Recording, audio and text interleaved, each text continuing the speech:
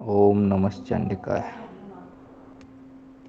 सभी के अंतर में बैठे परमात्मा को मनमोहन चित्रांश का नमस्कार।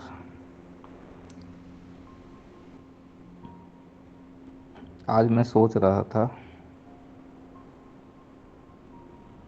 कि लोगों में जड़ता आती जा रही है, उनकी मानसिकता में, उनके सोच विचार में। किसी को कुछ कहो तो चेतना उनके अंदर तक जाती ही नहीं है।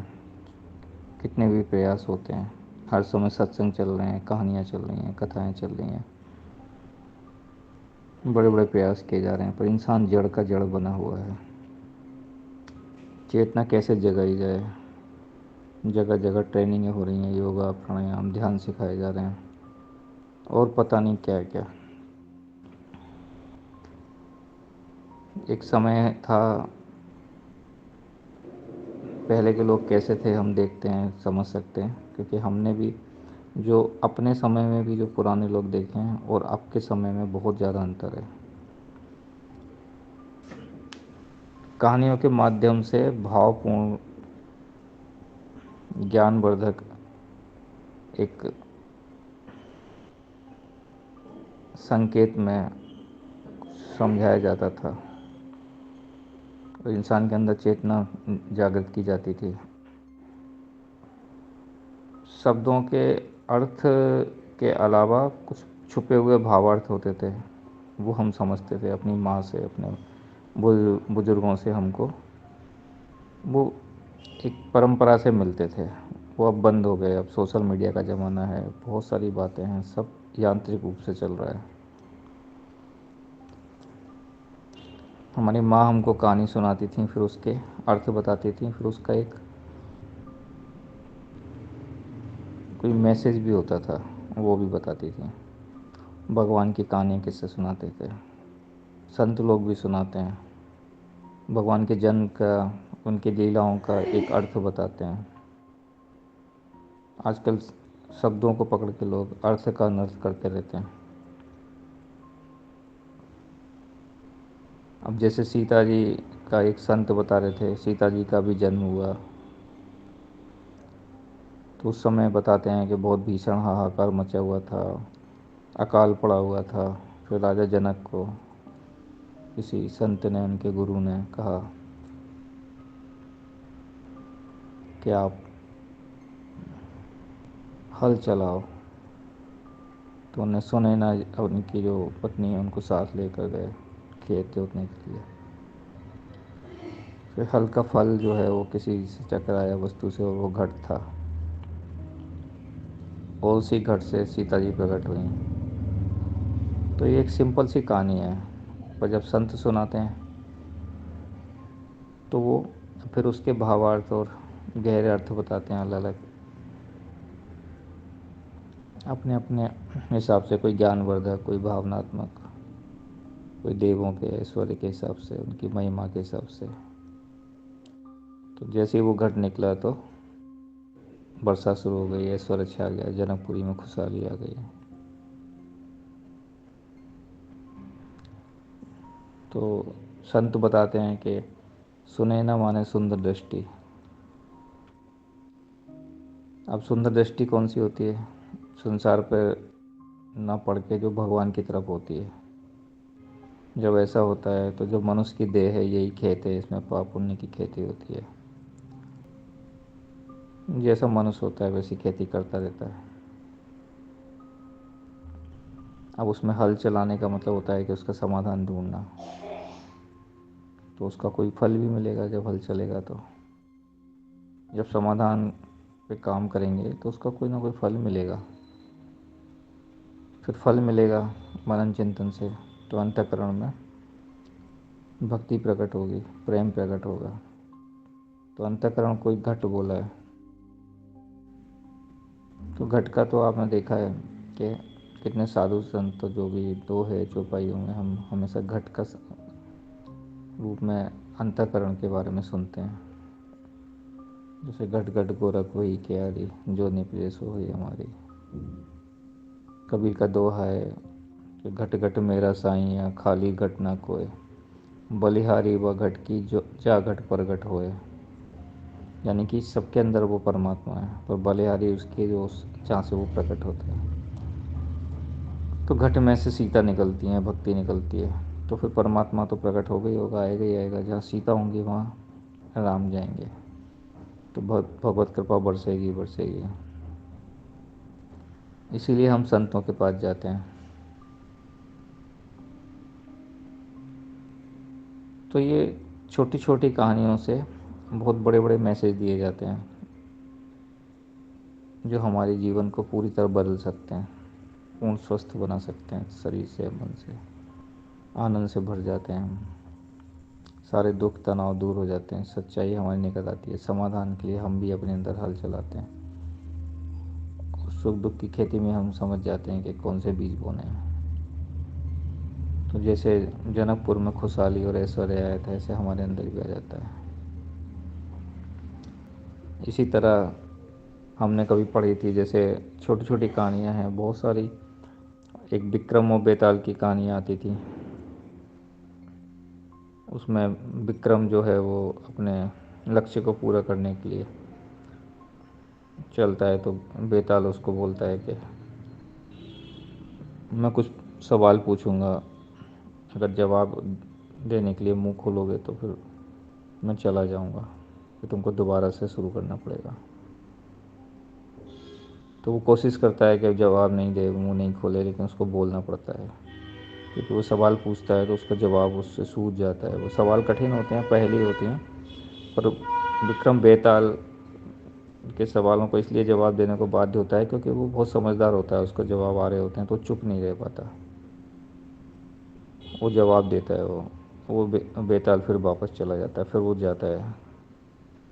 तो जो कहानियाँ हैं वो अपने आप में बहुत गहरे अर्थ लिए हुए हैं कहानियाँ। कभी हम उन कहानियों पर भी जिक्र करें तो हमको आध्यात्मिक उसके अर्थ दिखाई देंगे। और वैसे भी अगर हम देखते हैं तो हमारा मन ही बेताल है और हम ही विक्रम है। तो हर व्यक्ति विक्रमादित्य और उसका मन बेताल है।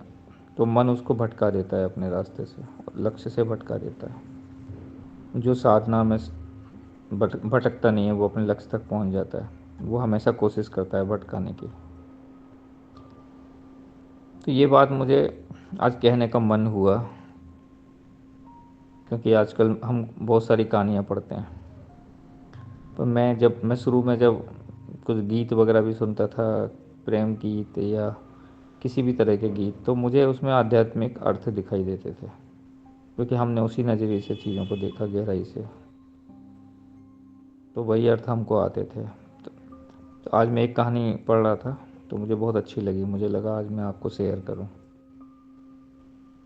हिमालय की घाटियों में एक चिड़िया निरंतर रट लगाती रहती थी, जू हो जू हो जू हो। अगर तुम लोग कभी हिमालय गए होगे तो तुमने सुना होगा, वो चिड़िया की आवाज़ वास्तव में आती है। ऐसा लगता है कोई पुकार रहा है और लोग उसी तरफ ध्यान देते हैं, एक दर्द भरी आवाज़ जैसी। तो घनी पहाड़ियों में, सुनसानों में और भी आवाज़ें होती हैं, जैसे झरनों की, घाटियों में अलग अलग तरह की, लेकिन वो जूहो की आवाज़ आती है वो, तो वो बहुत अपनी तरफ आकर्षित करती है। तो उसके बारे में एक कहानी कहते हैं कि कोई सुंदर लड़की थी, कन्या, पहाड़ों में। तो ऐसे ही वो झरनों के संगीत और वृक्षों की हरियाली और घाटियों की प्रतिध्वनियों में खेलती कूदती पड़ी बली थी वो। उसका पिता गरीब था, उसने लाचारी में उस कन्या को मैदानों में ब्याह दिया। तो मैदानों में जहाँ सूर्य जो है वो आग तपाता है, तो झरने जंगल तो वहाँ होते ही नहीं है। तो अपने ससुराल में प्रेम से रही वो अपने पति के साथ। तो वर्षा के सर्दी के दिन तो बीत गए, लेकिन गर्मियों में उसको बहुत दिक्कत हुई। सूरज तप रहा था, वो एकदम युवती जो है वो अकला गई और पहाड़ों में जाने के लिए बेचैन हो गई। तो उसने अपने मायके जाने के लिए प्रार्थना की।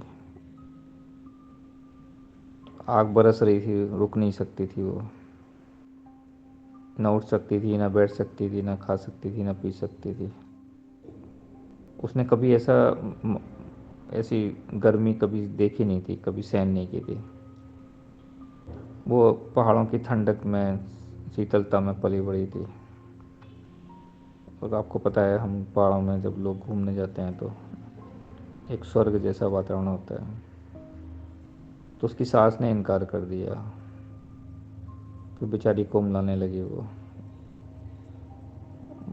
खाना पीना बिल्कुल छूट गया। अंत में सास ने जब देखा कि बहुत हालत ख़राब हो रही है तो उसने कहा कल भेज देंगे। सुबह आई तो उसने अकुला के पूछा, जूहो। जूहो का मतलब होता है पहाड़ी भाषा में जाऊं। तो उसने पूछा जूहो, जूहो। तो सास ने कहा भोला जाला, भोल जाला। भोल जाला पहाड़ी भाषा में कहते हैं कि बाद में चले जाना, कल सुबह चले जाना ऐसे। तो उसने, बेचारी वो मायूस होकर रह गई। फिर अगले दिन उसने फिर पूछा, जू हो। उसने कहा भोल जाला। तो वो रोज़ पूछती थी और रोज़ वो भोल जाला बोलती थी। रोज़ वो तैयार होती थी, सोचती थी जाऊंगी, और रोज़ वो मना कर देती थी। तो एक दिन, बहुत जेठ का महीना था, धूप से धरती तप रही थी। उसने पूछा अपनी सास से अंतिम बार, भोल जाला। उसने पूछा जू हो। उसने कहा भोल जाला। हर बार जिसकी तरह उसने बोला। फिर वो एक पेड़ के नीचे जाके बैठ गई और वहाँ वो मृत पाई गई, काली पड़ गई। एक चिड़िया बैठी थी पेड़ पे। कहानी कहती है कि वो चिड़िया अपनी गर्दन हिला के बोली जू हो। और वो, उसके प्राण पखेरु उड़ गए थे युवती के, तो वो कुछ बोली नहीं। चिड़िया उड़ गई उन पहाड़ों की तरफ, हिम शिखरों की तरफ। कहते हैं तब से वो चिड़िया आज भी पूछती रहती है जू हो, जू हो। और एक कर्कश कोई पक्षी की आवाज़ आती है, वो उत्तर देता है भोल जाला। और वो चिड़िया चिड़िया चुप हो जाती है। तो अब ये कहानी केवल कहानी नहीं है, ऐसे हमारे मन में भी एक पुकार है, हमेशा उठती है। न मालूम किन शांत हरियाली घाटियों से हम आए हैं, न मालूम किस दूसरी दुनिया के हम वासी हैं। यह जगत हमारा घर नहीं है, यहाँ हम अजनबी हैं। यहाँ हम परदेसी हैं और निरंतर एक प्यास भीतर है हमारे, घर लौट जाने की, हिमाच्छादित शिखरों को छूने की। जब तक परमात्मा में हम वापस नहीं लौट जाएंगे तब तक हमारी प्यास हमेशा जारी रहेगी, बुझेगी नहीं। प्राण पूछते ही रहते हैं जू हो, जू हो। सबके भीतर एक प्यास है, किस बात की यह साफ नहीं है, सभी के भीतर है। हमें चाहे पता हो या ना पता हो, होश से समझो तो बात साफ हो जाती है, पता लगने लगता है। और होश से नहीं समझो तो धुंधली धुंधली अंदर प्यास बनी रहती है, भीतर भीतर सरकती रहेगी। लेकिन यह पृथ्वी हमारा घर नहीं है, यहाँ हम अजनबी हैं। हमारा घर कहीं और है, समय के पार, स्थान के पार, बाहर। हमारा घर कहीं नहीं है, हमारा घर भीतर है, हमारे अंदर, अंतर्करण में। और भीतर है शांति, और भीतर है सुख, और भीतर है समाधि। उसी की हमको प्यास है, उसी परमात्मा की जो हमारे अंदर है। तो हमारे भारतवर्ष में, और मैंने देखा है कि लगभग और भी पुराने जो देश हैं, सभी में जो लोक कथाएं हैं वो कहीं ना कहीं परमात्मा से जोड़ने वाली हैं, और अंदर की प्यास की तरफ ले जाने वाली हैं, और उस प्यास को बुझाने के रास्ते भी सुझाने वाली हैं। आप भी बहुत सारी कथाएं सुनते हो। मैं ये कहना चाहता हूँ कि अगर हमारा नज़रिया बदल जाता है तो हम अंदर जाना शुरू कर देते हैं। बस नज़रिया बदलना है अपने, जो हमारा बाहर की तरफ, संसार की तरफ मुँह है, उसको अंदर की तरफ करना है। संसार के काम करते हुए हमको उस परमात्मा का ध्यान करना है। और जो भव रोग है वो सबसे बड़ा रोग है। इस भव रोग को पार करने के लिए सबसे बड़ा उपाय यही है। इसी को हम उपासना कहते हैं, हर समय परमात्मा को ध्यान करना। तो हमारे गीत, हमारी कहानियाँ, हमारी परंपराएं, हमारा भारतवर्ष एक प्यार भरा, एक भक्ति भरा, एक सरल हृदय के लोगों का देश है। और यहाँ पे एक पावरफुल चेतना भी है उनके अंदर। जो कुछ भी कर सकती है, अपनी शक्ति को पहचान के हम मुक्त हो सकते हैं। इसी को मुक्ति कहते हैं। प्यार से भरे हुए, भक्ति से भरे हुए, ज्ञान से भरे हुए और शक्तिशाली लोग। ऐसे ही भारत हमको बनाना है। कल हम कुछ अच्छा विषय उठाएंगे, हम पंचकोशों पे बातें करेंगे।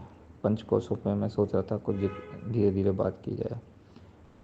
तो आज के लिए आपके अंतर में बैठे परमात्मा को एक बार फिर नमस्कार। चर्चा जारी रखेंगे। ओम।